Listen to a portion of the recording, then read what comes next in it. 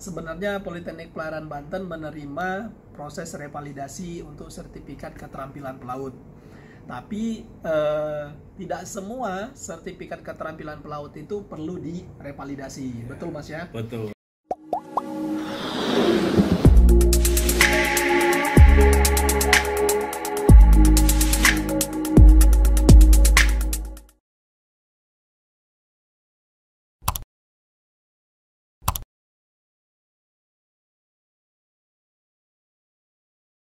Oke, Pak Kulis, ini kan banyak yang bertanya ya Pak ya, Ya. terutama ada teman-teman kemarin yang bertanya. Selain tadi masalah penerbitan sertifikat reguler, artinya orang yang ikut diklat, kemudian juga mereka menanyakan tentang revalidasi sertifikat. Ada yang bertanya, Pak, kalau revalidasi di sana biaya berapa ya kan? Kemudian ada juga yang bertanya, Pak, di sana prosesnya berapa lama? Kemudian sertifikat apa saja yang perlu direval kayak itu. Itu gimana Pak? Penjelasan dari Pak Kulis gimana Pak? Ya, baik. Terima kasih Pak David.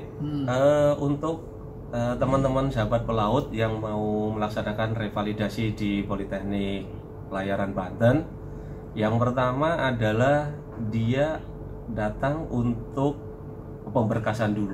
Pemberkasan. Jadi dia daftar di bagian pendaftaran di akademik, kemudian setelah itu nanti oleh petugas dia akan diverifikasi ya berkasnya, persyaratannya.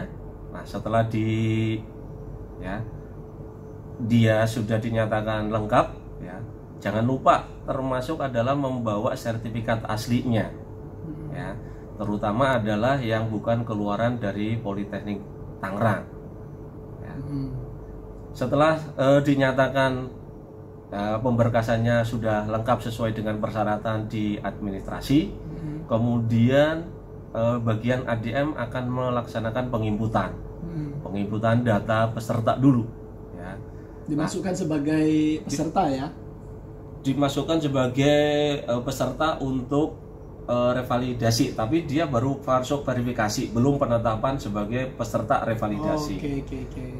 Nah, setelah dari sana nanti kemudian akan diurus untuk pengurusan keabsahannya, pengecekan keaslian dari sertifikat. Keaslian dari sertifikatnya, terutama adalah sertifikat yang bukan keluaran awal dari Politeknik Pelayaran Banten. Jadi itu harus dibawa ke DJPL untuk dibuatkan surat keabsahannya. Oke Pak, ini kan banyak yang bertanya nih, untuk sertifikat pelaut itu sendiri, apakah semuanya perlu direvalidasi atau enggak gitu?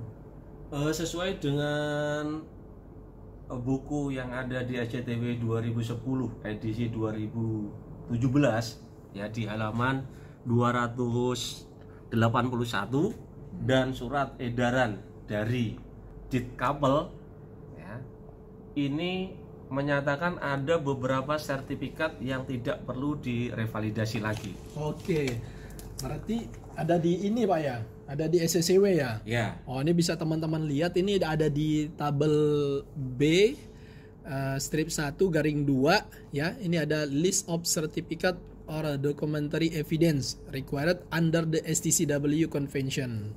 Oke, berarti ada di sini semua Pak ya. Jadi ini adalah sertifikat yang mana-mana yang perlu direval ya, dan mana-mana yang tidak perlu direvalidasi. Ya. Kalau yang surat tadi gimana Pak? Surat edaran ini dari Ditkapel juga menyatakan ada beberapa sertifikat yang tidak perlu direvalidasi juga. Gitu. Nah, contohnya yang tidak perlu direvalidasi ya, sertifikat adalah MC. Oh, MC. Ya. Oh, sini ada Pak ya ininya ya. Nih. Jadi ada MC, MEVA, kemudian ada SSO, SAT, SDSD, kemudian IRM, BRM, Radar, ARFA, kemudian EGDIS, CMT, CMHBT, itu tidak perlu direval lagi. Gitu. Oke, bagi para sohib sekalian, para teman-teman semuanya, tadi sudah dijelaskan sebenarnya Politeknik Pelayaran Banten menerima proses revalidasi untuk sertifikat keterampilan pelaut.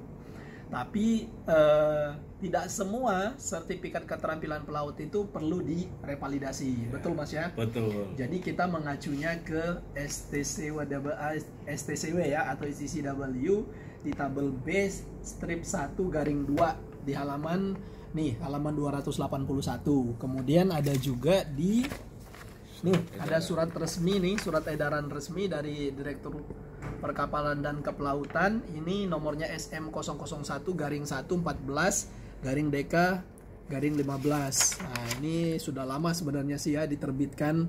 Jadi biar teman-teman pelaut tahu bahwasanya tidak semua sertifikat itu perlu direvalidasi sesuai dengan surat edaran yang sudah dikeluarkan oleh Kementerian Perhubungan dan juga yang tertera di STCW. Nah, Mas, tadi kan sudah dijelaskan nih Ya, siap. mengenai proses pengambilan sertifikatnya, kemudian proses revalidasinya. Nah, kira-kira tadi dari mereka selesai melaksanakan diklat sampai dengan diterimanya sertifikat atau selesai cetaknya sertifikat, kira-kira berapa lama nih? Untuk revalidasi ya, ini rata-rata di Poltekpel Tangerang ya.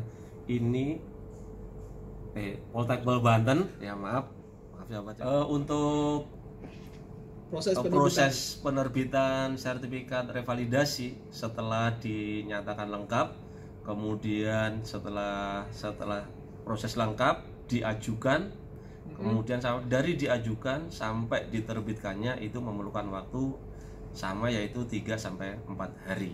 Oke, berarti selesai semuanya dinyatakan lengkap, baru proses cetak.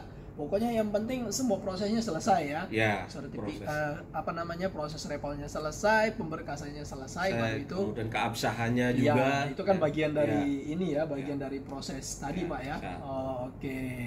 Oke, baik para sohib sekalian, sudah terjawab ya pertanyaan dari teman-teman. Banyak yang menanyakan apakah semua sertifikat itu perlu direvalidasi atau tidak. Tadi sudah terjawab. Silakan teman-teman kalau punya STCW ya, punya STCW silakan dibuka.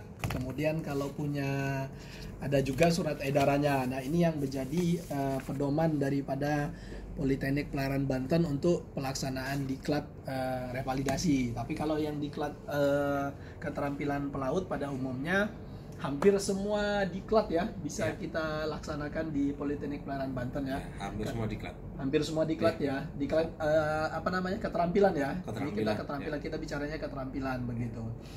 Baik, para sohib sekalian, itu saja ulasan kita terkait dengan proses penerbitan sertifikat kemudian revalidasi yang dilaksanakan di Politeknik Pelayaran Banten. Kalau memang para sohib sekalian ingin melakukan diklat atau mengambil diklat di Politeknik Pelayaran Banten, silakan datang ke Politeknik Pelayaran Banten di Jalan Raya Karangsarang nomor 1, Kabupaten Tangerang.